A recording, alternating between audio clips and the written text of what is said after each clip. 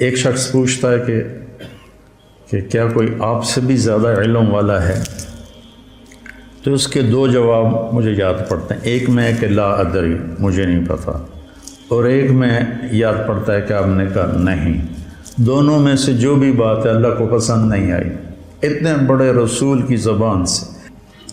اور یہاں موسیٰ علیہ السلام کا جواب پسند نہیں آیا کہ موسیٰ، ایک میرا بندہ ہے جس کے پاس وہ علم ہے جو تیرے پاس نہیں ہے.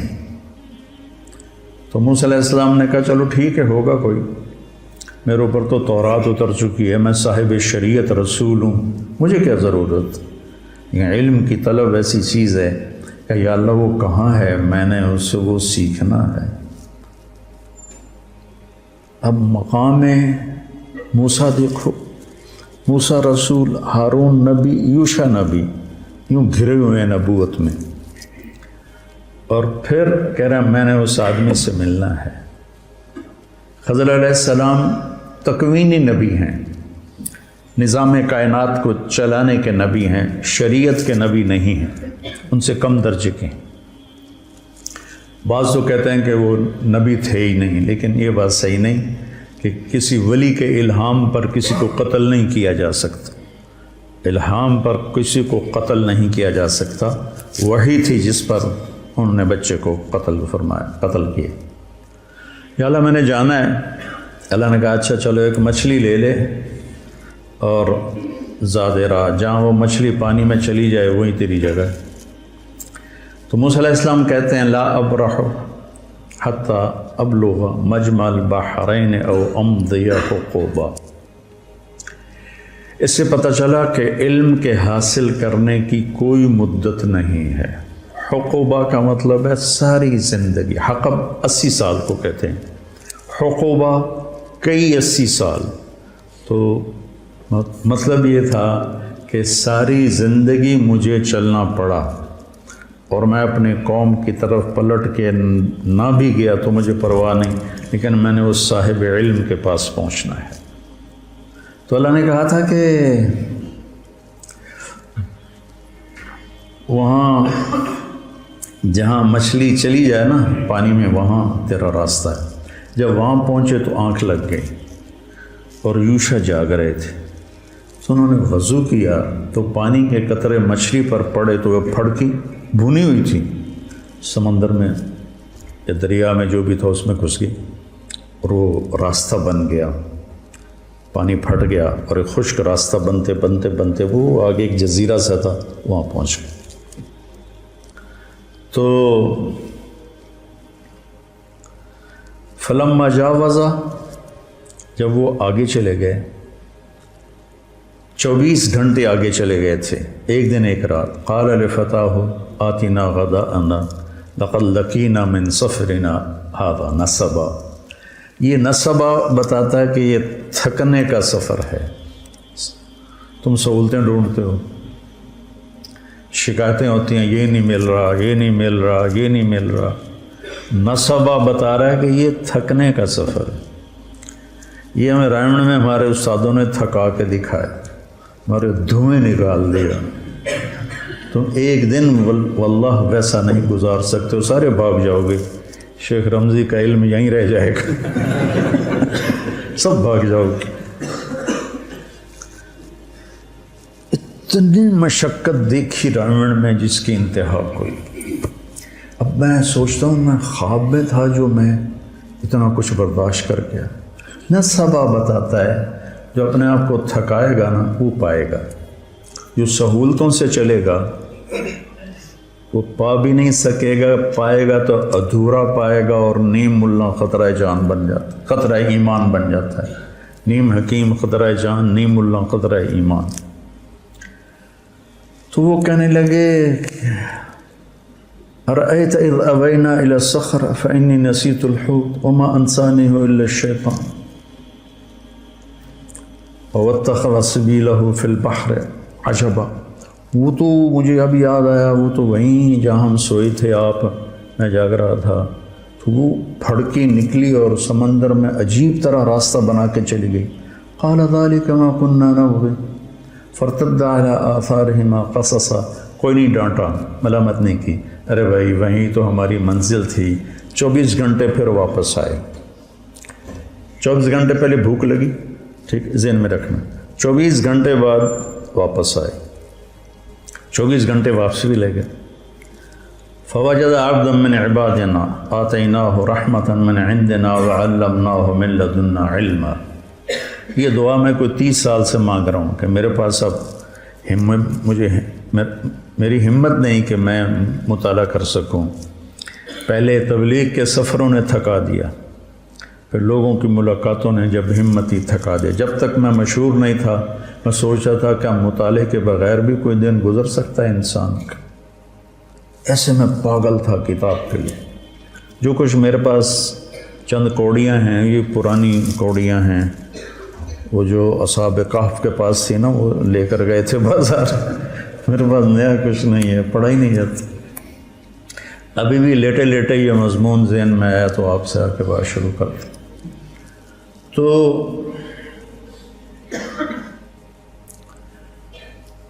آگے ایک شخص تھا جس کو ہم نے اپنے خزانوں سے علم دیا تھا. عندی اور لدیہ. عندی یہ عندی ہے، عندی قرآن میری ملک میں ہے، میرے ہاتھ میں نہیں. لدیہ امامہ یہ میرے قبضے میں ہے. لدیہ ایسے چیز کے لیے بولا جاتا ہے. عندہ اس کے لیے بولا جاتا ہے کہ آپ کے قبضے میں ہے، آپ کے ہاتھ میں نہیں. لدیہ آپ کے قبضے میں ہے. تو من عندنا اور من لدنا رحمتاً اور من لدنا علماً. تو میں روز یہ دعا مانگتا ہوں کہ یا اللہ ایک راستہ تو ابھی باقی ہے کہ تو آپ ہی دے دے مہربانی کر کے.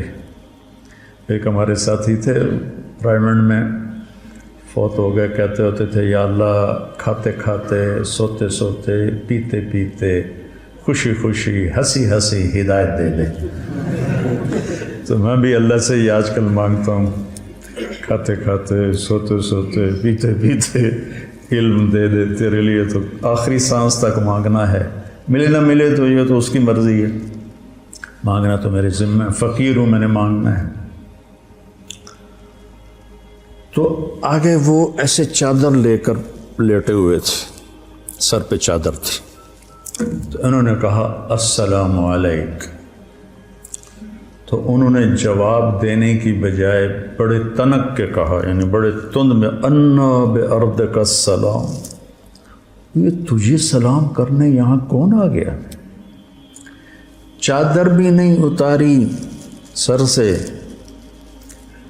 علم کے سفر میں طالب علم جو ہوتا ہے وہ ذلیل ہوتا ہے، اور استاد جو ہوتا ہے وہ معزز ہوتا ہے. تبلیغ کے سفر میں داعی ذلیل ہوتا ہے اور مدعو معزز ہوتا ہے.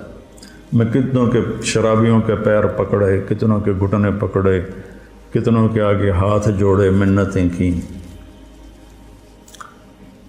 تو انہوں نے کہا میں موسیٰ ہوں. کہ کون موسیٰ؟ کہ بنی اسرائیل والا. کہاں؟ پھر ایسے چہرے سے کپڑا اتارا. نہ پانی پوچھا، نہ روٹی پوچھی. مسافر ہیں، آؤ بھائی بیٹھو، کچھ کھاؤ گے، کچھ پیو گے؟ کچھ نہیں. اور موسیٰ علیہ السلام نے بھی نہیں کہا جی بھوک بڑی لگی ہے تھوڑا جی روٹی تو کھوا دیا، پہلے ناشتہ کر لے بھی پھر سبق پڑھیں گے. ہیں انہوں نے بھی اپنا مدعا رکھا. هل اتبعک علی ان تعلمنی مما علمت رشدا. حل کتنی تواضع کا لفظ ہے.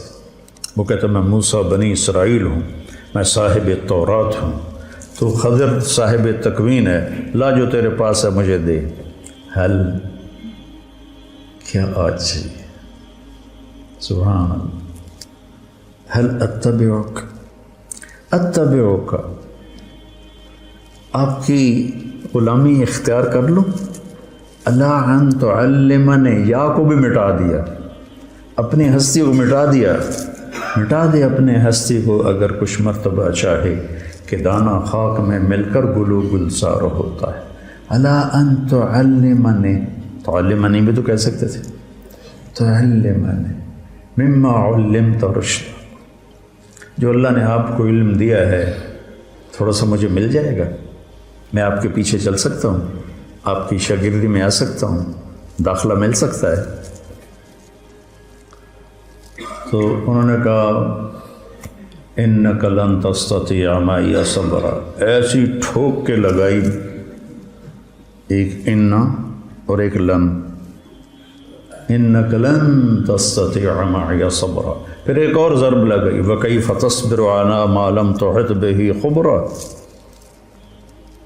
اتنی شدت، اور آگے ان کی اتنی ہی تواضع، ستجدنی انشاء اللہ صابرا ولا اعصی لک امرا، چھوٹی سے چھوٹی بات میں بھی آپ کی نافرمانی نہیں کروں گا، لیکن ایک مہربانی کرو مجھے داخلہ دے دو۔ یہ جو مدرسے والے شرطیں رکھتے ہیں نا، یہاں سے ثابت ہونا شروع ہو گئیں کہ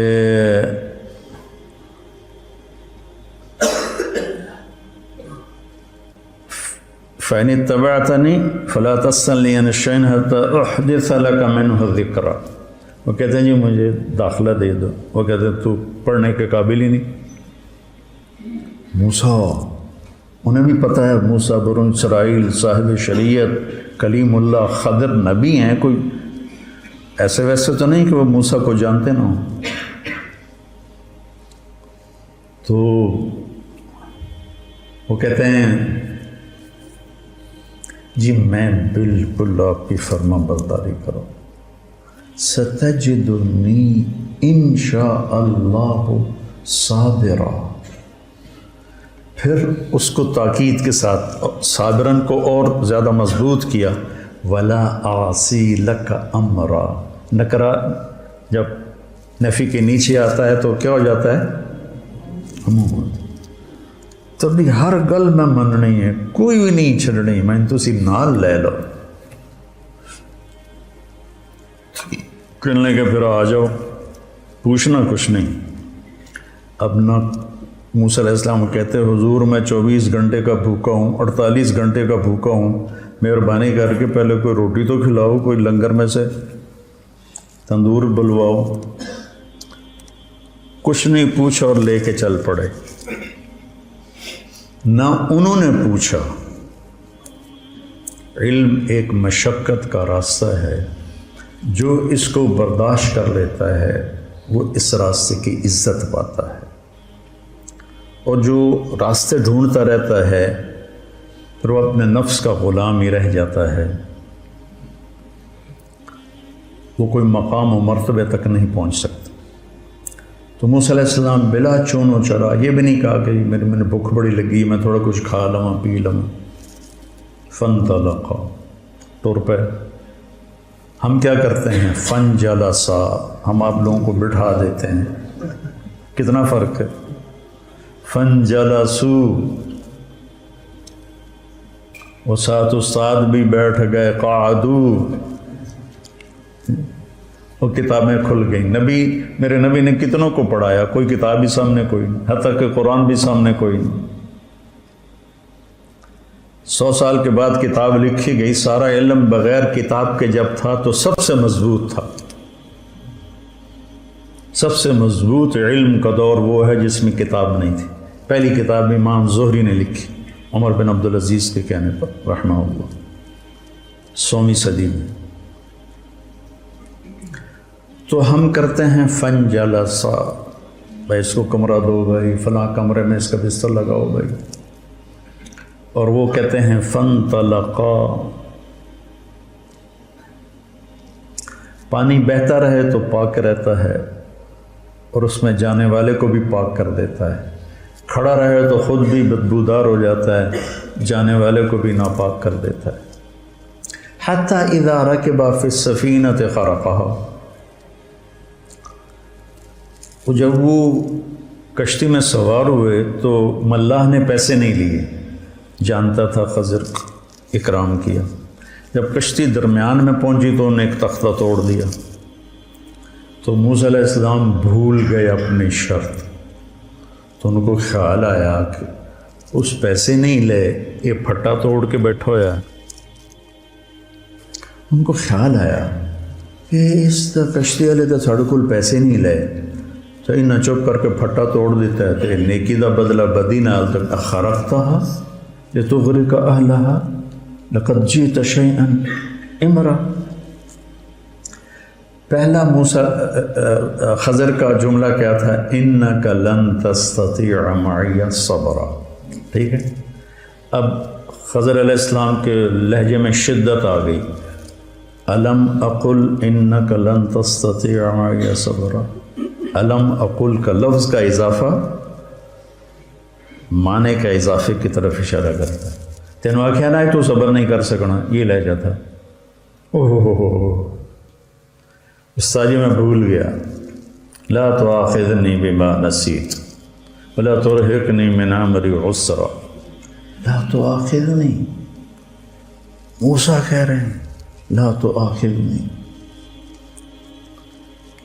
اور میرے لیے کوئی نرمی فرمائے کہ اچھا ٹھیک ہے ہم نہیں بولنا، کہ ٹھیک ہے۔ فانطلقا حتی اذا لقیا غلاما فقتلہ،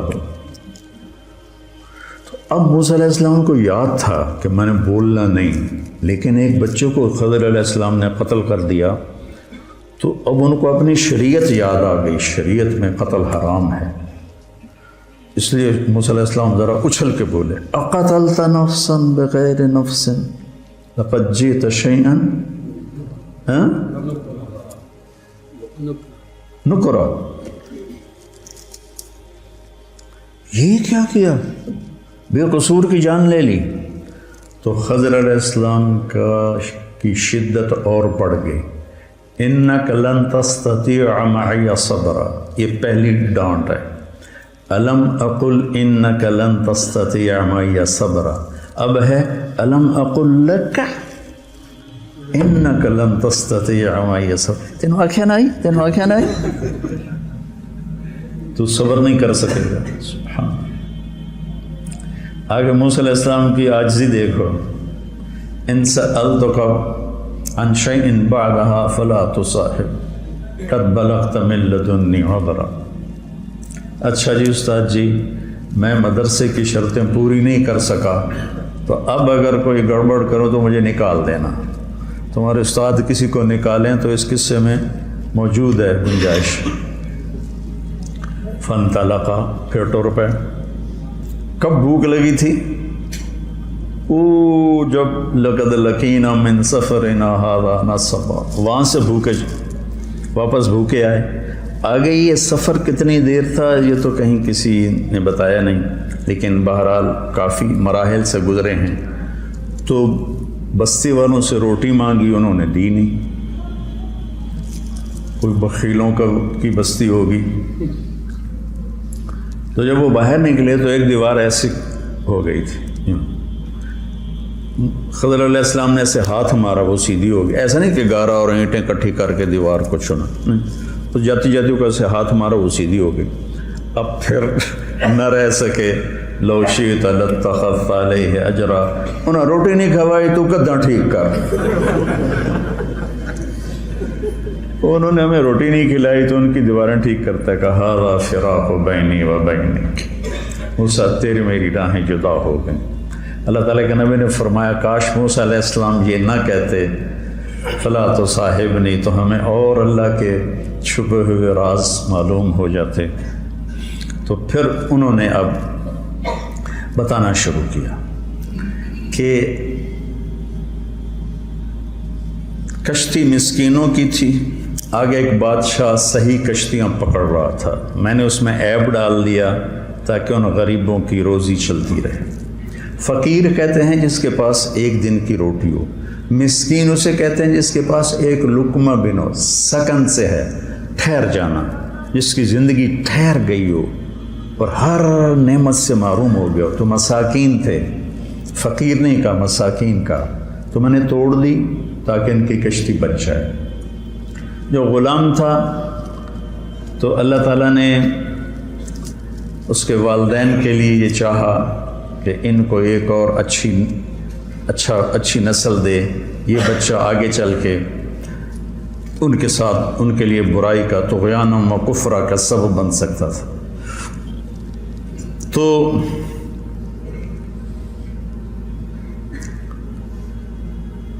دیکھو جب کشتی کو توڑا تو کہا اردت ان اعیبہا، کشتی توڑنا ایک نامناسب بات تھی تو اس کو اپنی طرف منسوب کیا۔ اور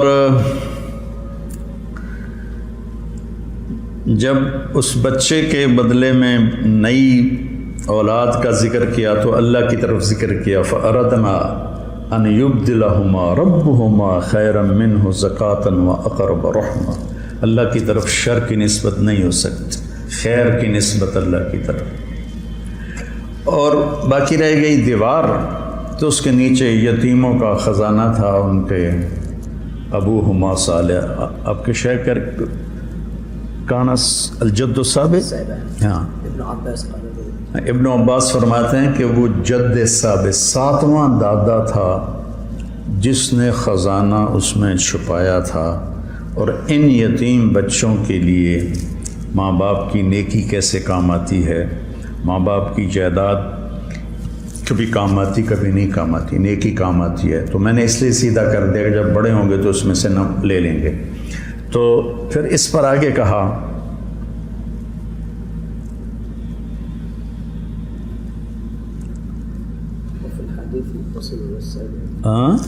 وفي الحديث ان اللعنة مني لتصل الى السابع اذا اطعت رضيت اذا اطعت رضيت واذا رضيت باركت وليس لبركتي نهاية واني اذا عصيت غضبت واذا غضبت لعنت وان اللعنة مني تبلغ السابع من الولد۔ آج تمہارے شیخ کی برکت سے 30 سال پرانی حدیث یاد ہے، ایک لفظ انہوں نے بولا اور ایک دم کھڑکی کھل گئی۔ تو اب اس میں دیکھو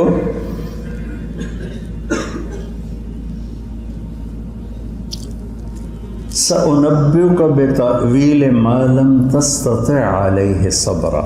اب نرمی آنی شروع ہوئی ہے،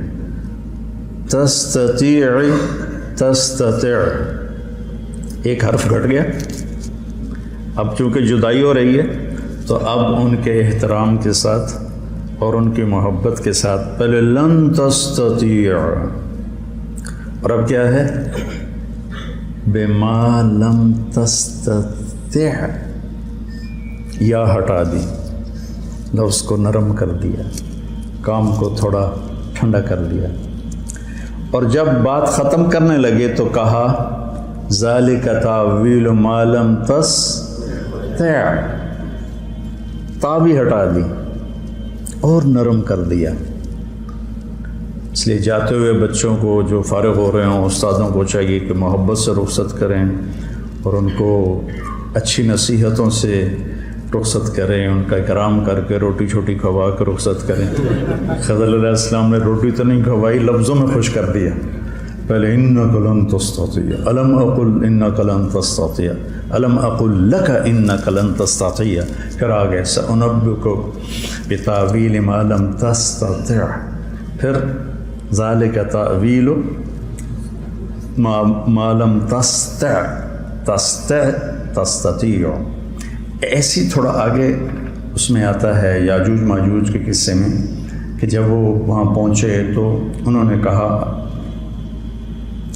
فَمَا اسْتَطَاعُوا أَن يَظْهَرُوهُ وَمَا اسْتَطَاعُوا لَهُ نَقْبًا۔ فَمَا اسْتَطَاعُوا تھوڑا زور لگائیں، فَمَا اسْتَطَاعُوا چاہے زیادہ زور لگائیں اس دیوار کو پار نہیں کر سکتے۔